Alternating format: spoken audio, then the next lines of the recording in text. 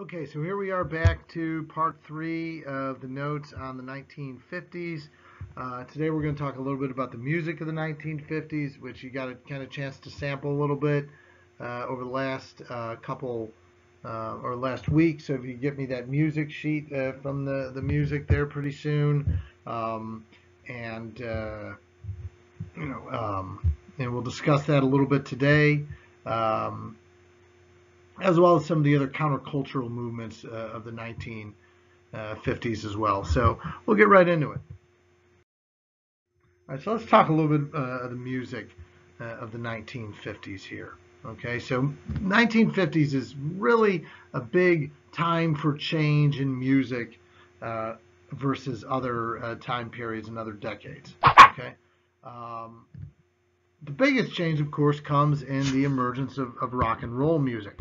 Rock and roll emerges first in like 1954 at this event called the Moondog Coronation Ball in Cleveland by a DJ named Alan Freed.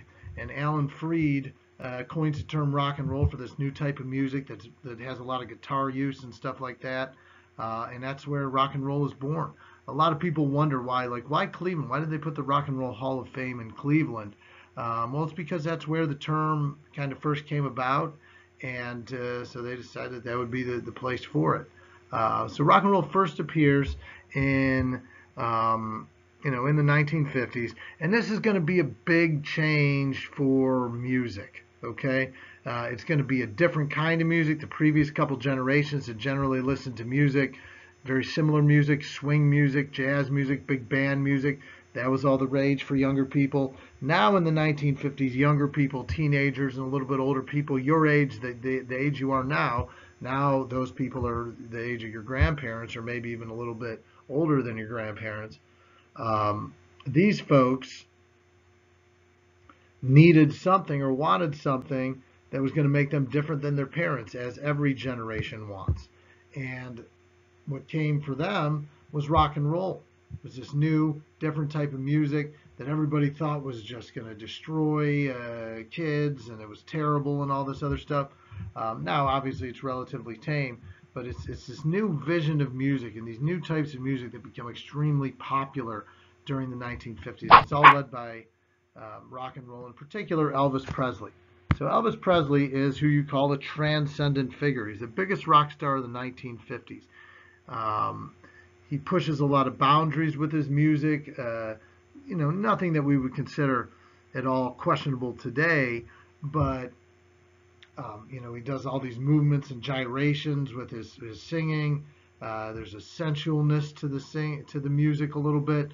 So he's pushing boundaries, pushing the envelope more than what we had seen anybody do prior. Right? Elvis also stood out because he was an iconic figure. I said before, he was somebody that's transcendent. Somebody that's transcendent is somebody who, no matter the generation, people know who he is. And the king of rock and roll, as he's called, right? Elvis is this figure who is bigger than life in music of the 1950s and bigger than life in general. He has his own style. People want to be like him. They want to emulate that style and that attitude. And he becomes a role model for young men, and he's in the sense that if they want to be rebellious and be different, they want to be like Elvis. And of course, all the women are in love with him and want him and that sort of thing. Elvis was very subtle about everything, really during his career. Kind of shy almost with the attention early on, but that would change over time as well.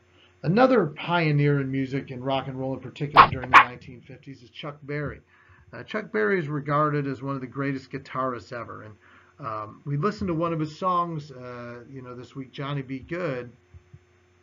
But he's also, wrote a lot of the other big hits of the 1950s.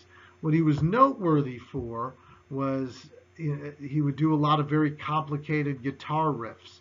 Okay, which other performers wouldn't do at this time. If you listen to early rock and roll music or early music that uses the guitar heavily, whether it's country or whatever, it's very simple guitar playing. If you listen to Johnny Be Good, it's a little more complex. It's a little harsher and louder, and it's got more longer, beats to it, and just different, style. Chuck Berry revolutionizes the guitar and makes it a synonymous part of rock and roll music in the way in which that he uses it. So Chuck Berry in that regard is very, very important. That's Chuck Berry right there. And of course, here's Elvis. This is Little Richard. You listen to one of his songs, Tutti Frutti. He actually just recently died in the last year or so. And then this is another great singer from the 50s who also died in a plane crash in 1959, a guy named Buddy Holly. All right. What else happens in music during the 1950s? We see pop music kind of remains popular, as some of the stars from the 40s are still around and producing hits. When we talk about pop music, of course, today you think of more, Taylor Swift or Beyonce or boy bands and stuff like that, maybe. Remember, pop music is simply music that's popular. And pop music in the 1950s was, people like Frank Sinatra, stuff that sounds old or more classical to us maybe a little bit today. The 1950s still has a lot of these stars around that are still producing a lot of music. That includes Frank Sinatra, Bing Crosby, Nat King Cole, and many others. Okay. In particular, with Frank Sinatra, the 1950s represent kind of a rebirth for him. In the late 1940s, he was kind of one of the people that was suspected of some communist activity in the United States because of some of the folks that he was associated with.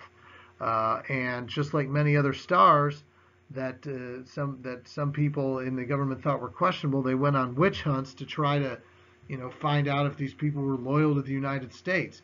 And what ends up happening is, it ruins the careers of some, but some of them, not many, some of them were fortunate enough, this includes Frank Sinatra, to kind of survive these attacks that were being made against them and manage to revive their career. So after laying low for a little while, Frank Sinatra wins an Oscar for a movie that he's in called From Here to Eternity in the early 50s, and then goes on to produce some of his greatest and most famous songs. Probably, if you're familiar with Frank Sinatra, many of the songs of his that would be music that he made in the 1950s. So he has a great rebirth and reinvention of his career during the 50s. We also see country music start to become noteworthy during the 1950s. Country music had been a very regional thing, but with more people moving around the country now, with soldiers soldiers from the cities having fought with soldiers from rural areas, people are being kind of exposed a little bit more to different styles of music and different cultures, and part of that is country music. So for the first time in the 1950s, we see country music gain a little bit of popularity, led primarily by the singers Patsy Cline and Johnny Cash, who were probably the biggest stars of the country genre during the 1950s.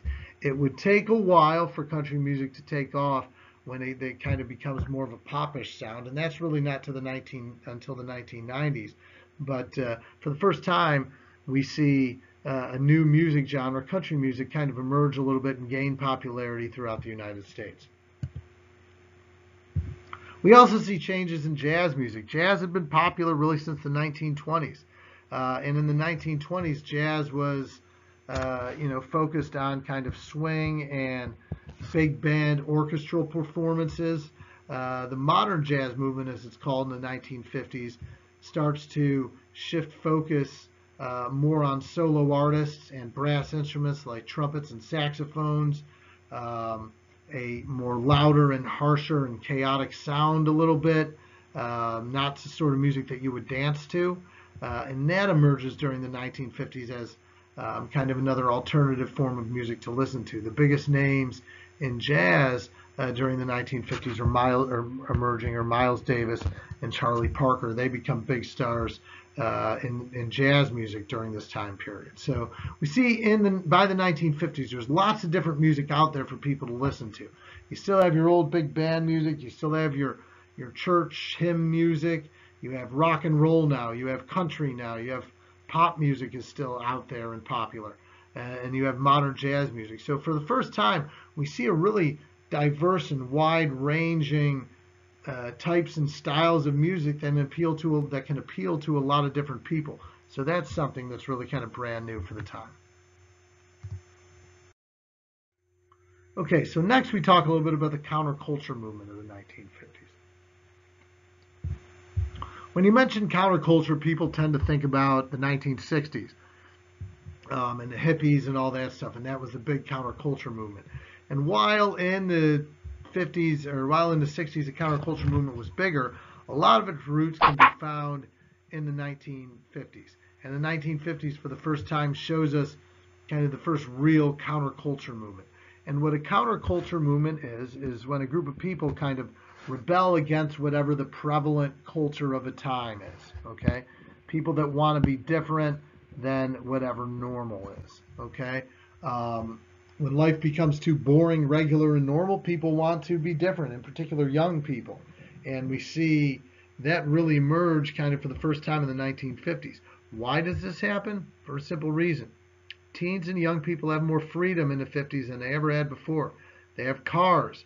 They have ways to get away from their parents and family and express themselves in ways that they want to. So this is kind of a new thing for them and a way that they can enjoy life, on their own terms.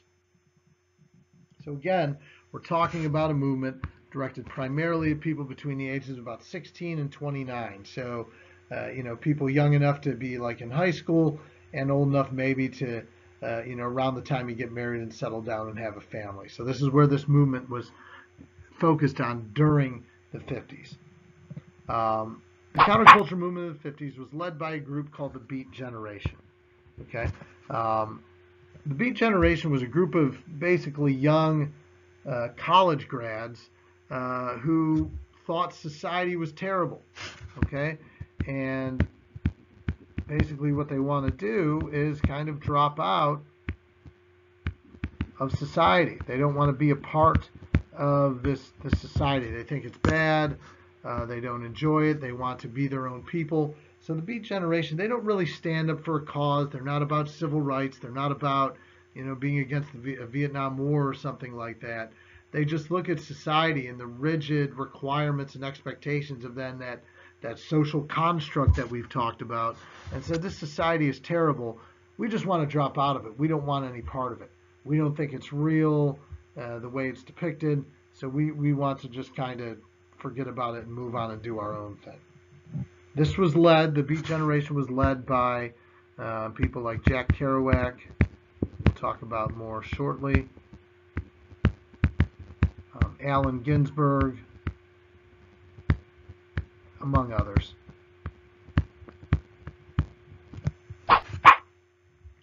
You also kind of had the fad of greasers during the 1950s. If you read The Outsiders, they're talking about like the greasers and the socias, and greasers are the people with the slick back hair and the leather jackets and the jeans and the white t-shirts and that sort of thing. That wasn't really a counterculture movement. That was an expression amongst young Americans of a way that they could look different and be different than their parents. Okay, so the greasers in the 1950s were generally focused on they want to take care of their cars. They're really into their cars, so they do stuff. They're always doing stuff with their cars. That's a big part of their culture. Of course, cars are a huge part of the culture in the 1950s. Fads of the 1950s, of course, of people having their cars and driving around, going to drive-in movies, just cruising around town. That's all a big part of the culture of the 1950s. Other fads, and a fad is something that is popular for a little while and is somehow associated with the time period. Some of the big fads of the 50s include roller skating, hula hoops, Barbie dolls first appear in the 1950s, toy trains and stuff like that, baseball cards, a lot of other fads that would come and go over time. Things like Barbies would stay around, still are today. But a lot of these things emerge kind of for the first time that we see in the late 1950s. So, a little bit on literature from the 1950s. So when I talked about the paperbacks last unit in the 1940s, these are still around and increasingly popular in the 50s. Again, they're inexpensive, They're easy to read, so they encourage people to do a lot more reading, and it gets people familiar with a lot of younger authors, people here like Jack Kerouac, who kind of writes the seminal book of the Beat generation. So Jack Kerouac, who I mentioned before, is kind of like the leader of this Beat generation, and his book On the Road is kind of like the Bible of the Beat generation of the 1950s. Okay, On the Road is the story that was really more of a biographical story by Kerouac, talking about his experiences driving across the country with a few of his friends and just the different people they saw and the experiences that they had. What this book does is reveal that the world that they live in is not really the world that most of America wants you to see. And it exposes people to different things and different experiences, and becomes kind of like a roadmap or a Bible for young Americans during the 1950s, for a vision of what they envision they want their life to be like. Another literary change in the 1950s is we have a big sag in the popularity of comic books. Obviously, comic books and superheroes are really popular now. They were really popular in the 1940s, but in the 1950s, they really, most of them almost went out of publication. Almost no more. Superman and Batman are kind of like the only ones to survive the whole decade. Captain America, he was created to beat the Nazis and win World War II. And when World War II was over, there wasn't really a need for Captain America anymore. So they discontinued Captain America around 1950. And by the mid-1950s, most comic books were focused on kind of these tales about aliens or monsters or nuclear accidents or something like that. These really like fantasy horror type stories that really weren't all that popular and good. So the comic book industry almost completely dies off during the 1950s. If that happens, we never get Spider-Man or the Avengers or Iron Man or any of the things that, all the movies that people love going to see today. Another book, and you talked about this a little bit from that 1950s term sheet, is The Split Level Trap. This was a book written in the late 50s about how bad suburban life could be for men. Split levels are like homes that are like a tri-level, or there's like multiple like levels on the homes. You see a lot of them like Kettering and Centerville and places like that. The split level trap basically says that men in America have kind of lost their identity in their efforts to kind of be like everybody else, right? Go out to the suburbs, buy your home in the suburbs, and just fit in. And men have lost their uniqueness in their identity, in their desire to kind of just find life comfortable in your nice suburban home, in your split level home, and they're content with that. While men have lost, while they continue to lose their identity to whatever the social expectation of the time might be. Another big thing we get in the 1950s is Playboy magazine that appears for the first time. Again, this is something that breaks down limitations that existed before. Playboy magazine has naked pictures in it and nudity and things like that, something that would never have been acceptable prior to the 1950s, and still largely wasn't acceptable in the 50s. But it shows you a breaking of social and cultural limits a little bit, that the existence of something like this would even exist at all, okay? Where you're trying to sell things on sexuality. Some of the books, some of the covers of some of the books that we looked at from the 1940s have that sense of sexuality on it. The damsel in distress, the women that look as if they're in a difficult situation or very sexualized. Obviously, Playboy sexualizes women quite a bit too. So this is a big change. All right, so final thing I want to talk about really quick today are sports during the 1950s. So in the 1950s, not a whole lot of changes. Sports are back in full effect after World War II kind of stopped sports a little bit for a while. But going into the 1950s, the two most popular sports in America are still baseball and boxing. The Yankees are a dominant team in baseball. Boxing is dominated by people like Rocky Marciano right here. and Sugar Ray Robinson, a middleweight fighter, up there on the top. So baseball is still, really popular and dominant sport during this time, as well as boxing. One of the big moments for baseball comes in the late 1950s when the Brooklyn Dodgers moved to Los Angeles.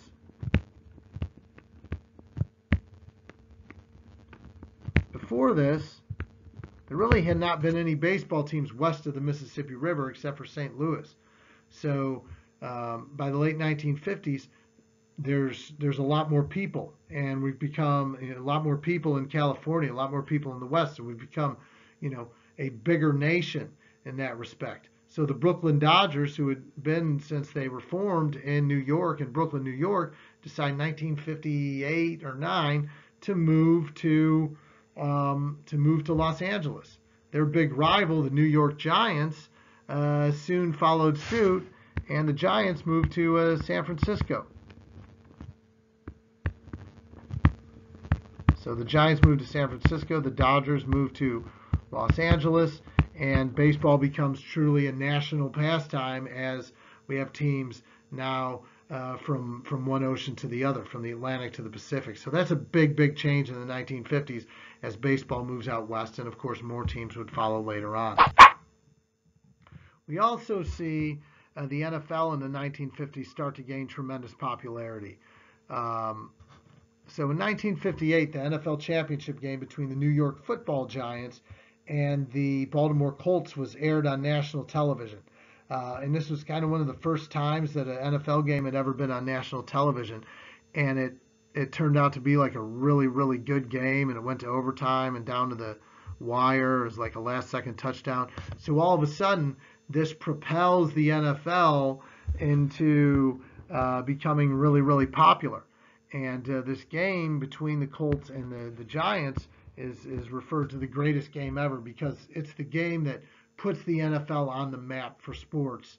And then, the NFL's popularity would only grow in the following, decades. Probably the most notable football player and team of the 1950s was the Cleveland Browns and their quarterback, Otto Graham. Now, we talked about Otto Graham on that sheet of terms from the 1950s. Otto Graham was really, really important in that he was one of the first football players to become a really big celebrity, and he endorsed a lot of products and goods.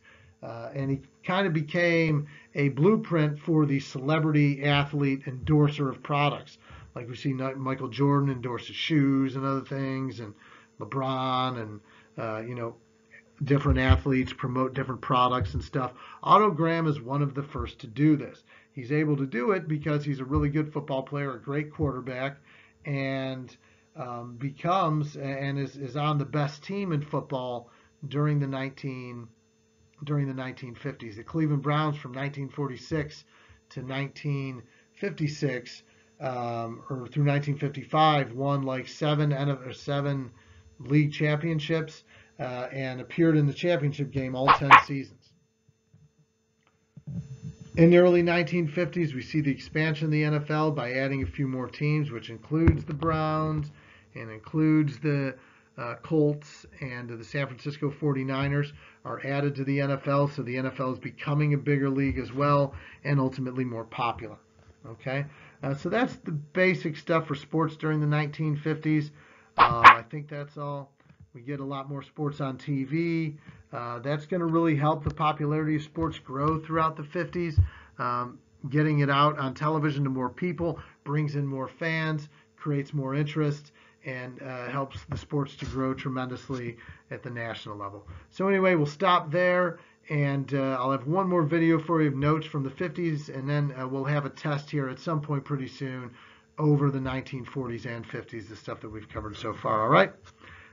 Thanks a lot. We'll see you later.